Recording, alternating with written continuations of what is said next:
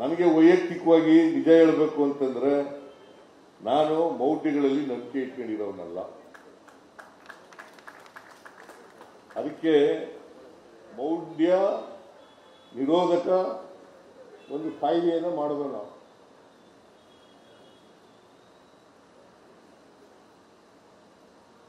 ನಾವು ಮೊದಲಿನಿಂದ ಮನುವಾದಕ್ಕೆ ವಿರುದ್ಧವಾಗಿರ್ತಕ್ಕಂಥವ್ರು, ಮೊದಲಿನಿಂದ ಮನುವಾದಕ್ಕೆ ವಿರುದ್ಧ ಇರ್ತಕ್ಕಂಥವ್ರು, ಮೊದಲಿನಿಂದ RSSಗೆ ವಿರುದ್ಧ ಇರ್ತಕ್ಕಂಥವ್ರು. ಯಾಕಂತಂದ್ರೆ ಅವರು ಸನಾತನವಾದಿಗಳು, ಮನುವಾದಿಗಳು. ಅದಾಗಬಾರದು. ಯಾಕಂತಂದ್ರೆ ಜಾತಿಯನ್ನು ಒಡೆದು, ಆಮೇಲೆ ಸಮಾಜವನ್ನು ಒಡೆದು ಜಾತಿಗಳನ್ನು ಮಾಡಾಕ್ತದೆ. ಬ್ರಾಹ್ಮಣ, ಕ್ಷತ್ರಿಯ, ವೈಶ್ಯ, ಶೂದ್ರ ಮಾಡಿದವರು ಯಾರು? ಇವತ್ತು ಸಮಾಜದಲ್ಲಿ ನಾವು ಗೊತ್ತಿರಬೇಕು, ಗ್ಯಾರಂಟಿ ಯೋಜನೆಗಳನ್ನು ಮಾಡಿರೋದೇ ಅದಕ್ಕೋಸ್ಕರ, ಅಸಮಾನತೆಯನ್ನು ತೊಡೆದಾಕಬೇಕು ಅನ್ನೋ ಕಾರಣಕ್ಕೋಸ್ಕರ. ಅಸಮಾನತೆಯನ್ನು ತೊಡೆದಾಕಬೇಕು ಅಂತ ಇವತ್ತು ಆ ಜಾತಿ ವ್ಯವಸ್ಥೆ ಮಾಡದೇ ಹೋಗಿದ್ರೆ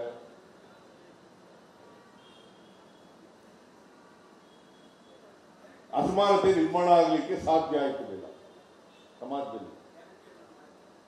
ಗ್ಯಾರಂಟಿ ಯೋಜನೆಗಳನ್ನು ಮಾಡಿದ್ದು, ಭಾಗ್ಯಗಳನ್ನು ಮಾಡಿದ್ದು ಅದಕ್ಕೋಸ್ಕರ. ನನ್ನ ಅನುಭವದಿಂದ ಮಾಡಿದ್ದು. ನಾನು ನಮ್ಮ ಹೈಸ್ಕೂಲ್ ನಾನು ಪ್ರೈಮರಿ ಸ್ಕೂಲ್ ಓದುವಾಗ ನಮ್ಮ ಮನೆಯಲ್ಲಿ ಒಬ್ರು ಪಕ್ಕದ ಮನೆಯಲ್ಲಿ ಇದ್ರು. ಅವರು ಬಡವರು ಪಾಪ, ಅವರು ಬೇರೆ ಜಾತಿಯವರು. ನಾನು ಅವ್ರ ಹೆಸರೆಲ್ಲ ಹೇಳಕ್ ಹೋಗಲ್ಲ. ಅವರು ಮನೆಯಲ್ಲಿ ಏನಾದರೂ ಕಾಯಿಲೆ ಬಂದರೆ, ಮಕ್ಕಳಿಗೆ ಕಾಯಿಲೆ ಬಂದರೆ ನಮ್ಮ ಮನೆ ಹತ್ರ ಬಂದು ಒಂದು ತುತ್ತು ಅನ್ನಕ್ಕೋಸ್ಕರ ಕಾಯ್ಕೊಂಡಿರೋರು. ನಮ್ಮ ಹತ್ರ ನೀರಾವರಿ ಜಮೀನಿತ್ತು, 6 ಎಕರೆ ಇತ್ತು ಆ ಕಾಲದಲ್ಲಿ. 6 ಎಕರೆ ಜಮೀನಿತ್ತು ನಮ್ಮ ಹತ್ರ, ನೀರಾವರಿ ಜಮೀನು. ನಮ್ಮ ಮನೇಲಿ ಸ್ವಲ್ಪ ಅನ್ನನೂ ಮಾಡೋರು. ನಮ್ಮಮ್ಮ ಹೇಳ್ತಿದ್ರು, ಹೊಟ್ಟೆ ತುಂಬ ಇಟ್ಟು ಬಾಯಿ ತುಂಬ ಅನ್ನ ಅಂತ ಹೇಳೋರು. ಹೊಟ್ಟೆ ತುಂಬ ಇಟ್ಟು ಬಾಯಿ ತುಂಬ ಅನ್ನ. ನಾವು ಇಟ್ಟು ಜಾಸ್ತಿ ತಿಂದ್ಬಿಟ್ಟು ಸ್ವಲ್ಪ ಅನ್ನ ತಿಂದಿರೋ. ನಮ್ಮ ಮನೆ ಹತ್ರ ಅನ್ನ ಇಸ್ಕೊಳ್ಳೋಕೆ ಬರೋದು. ಅದಕ್ಕೆ ನಾನು ಮುಖ್ಯಮಂತ್ರಿ ಆದಮೇಲೆ ಯಾರು ಕೂಡ ಇನ್ನೊಬ್ಬರ ಮನೆ ಹತ್ರ ಹೋಗಿ ಒಂದು ತುತ್ತ ಅನ್ನಕ್ಕೋಸ್ಕರ ಕೈ ಒಡ್ಡಬಾರದು ಅಂತೇಳಿ ಅನ್ನಭಾಗ್ಯ ಕಾರ್ಯಕ್ರಮವನ್ನು ಕೇಳ್ತೇನೆ. ಆಮೇಲೆ ನಾನು BSc ಓದುವಾಗ, ಫಸ್ಟ್ ಇಯರ್ BScನಲ್ಲಿ ರೂಮ್ ಮಾಡ್ಕೊಂಡು ಹೋಟ್ಲಲ್ಲಿ ಸಾಂಬಾರ್ ತಗೊಬಂದು ಅನ್ನ ಮಾಡ್ಕೊಂಡಿದ್ದು. ನಾನು ಇನ್ನೊಬ್ಬ ಚಿಕ್ಕವೀರಯ್ಯ ಅಂತ ಒಕ್ಕಲಿಗ ಹುಡುಗ, ಅವನು ನಾನು ರೂಮ್ ಮಾಡ್ಕೊಂಡಿದ್ದು. ನಾನು ಮುಖ್ಯಮಂತ್ರಿ ಆದಮೇಲೆ ಎಂತ ಕಾರ್ಯಕ್ರಮ ಇದು, ವಿದ್ಯಾಸಿರಿ ಕಾರ್ಯಕ್ರಮ ತರಲಿಕ್ಕೆ ಅದು ಅನುಭವ. ಯಾಕೆಂತಂದ್ರೆ ನಾನು ರೂಮ್ ಮಾಡ್ಕೊಂಡಿದ್ದೆ. ನಾನು ಚಿಕ್ಕವೀರಯ್ಯ ಇದ್ರೂ ಅವನು ಹೋಟ್ಲಿಂದ ಸಾಂಬಾರ್ ತರೋದು. ಅವನಿಗೆ 10 ಪೈಸೆ ಕೊಡಬೇಕು ಸಾಂಬಾರ್ ತಗೊಬರಕ್ಕೆ. ಯಾಕೆಂತಂದ್ರೆ ಅವನು ಕಡಲೆ ಬೀಜ ತಿನ್ನೋನು. ಅವನಿಗೆ ಆ ಕಡಲೆ ಬೀಜ ತಿನ್ನೋಕ್ಕೋಸ್ಕರ 10 ಪೈಸೆ ಕೊಡುವೆ. 10 ಪೈಸೆ ಕೊಟ್ಬಿಟ್ಟು ನಾ ಅನ್ನ ಮಾಡೋದು, ಅವನು ಸಾಂಬಾರ್ ತಗೊಬರೋದು. ಇದು 2 ವರ್ಷ ಮಾಡೋದು.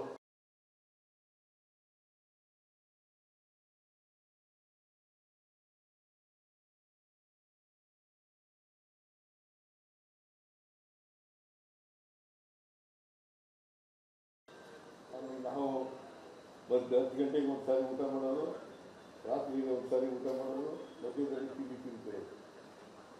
ಹಿಂಗೆಲ್ಲ ಮಾಡಿ ಬೆಳೆದಿರೋದು. ನೋಡಪ್ಪ, ನಾವು ಬಹಳ ಕಷ್ಟದಲ್ಲಿ ಓದಿರೋದು, ಬೆಳೆದಿರೋದು.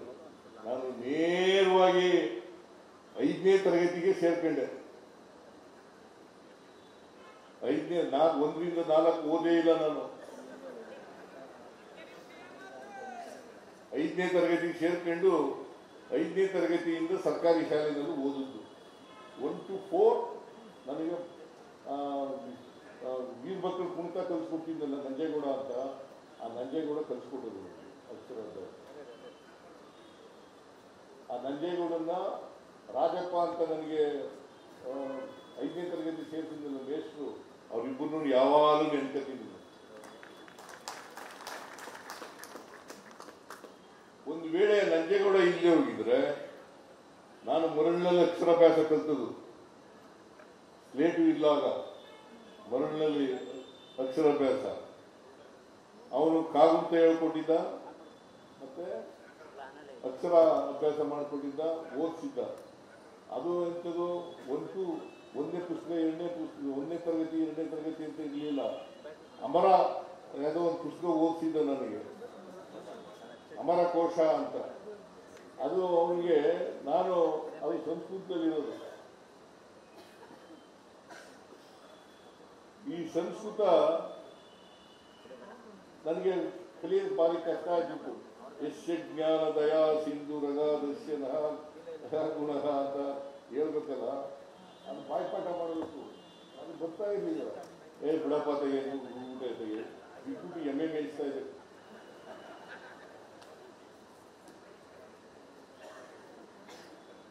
ನೋಡಿ, ಈಗೆಲ್ಲ ಆಗಿ ಅದಕ್ಕೆ ಶಿಕ್ಷಣ ಸಿಕ್ಕಬೇಕು. ಶಿಕ್ಷಣವೇ ಶಕ್ತಿ, ಶಿಕ್ಷಣವೇ ಸ್ವಾಭಿಮಾನ. ಗೊತ್ತಾಯ್ತಾ? ಆ ಶಿಕ್ಷಣ ಸಿಕ್ಕದೆ ಹೋಗಿದ್ರೆ, ಒಂದು ವೇಳೆ ನಾನು ಲಾಯರ್ ಆಗಿದೆ ನೋಡಿ ಹೆಂಗೆ ನನ್ನದು ಹೆಂಗೆ ದಾರಿ ಹೆಂಗಿದೆ ಅಂತಂದ್ರೆ, ನಾನು ನಮ್ಮಪ್ಪ ಡಾಕ್ಟರ್ ಓದಿಸ್ಬೇಕು ಅಂತ ಇದ್ದ. ನಾನು ಮೆರಿಟ್ ಸ್ಟೂಡೆಂಟೇ, first class SSLC first class ತಗೊಂಡಿದ್ದಂಥ ಸ್ಟೂಡೆಂಟ್. ಇಡೀ ಸ್ಕೂಲ್ಗೆ, ವಿದ್ಯಾವರ್ಧಕ ಹೈಸ್ಕೂಲು, ಇಡೀ ಸ್ಕೂಲ್ 2 ಸೆಕ್ಷನ್ ಇದ್ದವು, A ಮತ್ತು B. ಆ 2 ಸೆಕ್ಷನ್ಗಳಲ್ಲಿ ನಾನೇ ಹೈಯೆಸ್ಟ್ ಮಾರ್ಕ್ಸ್ ತಗೊಂಡಿದ್ದವನು.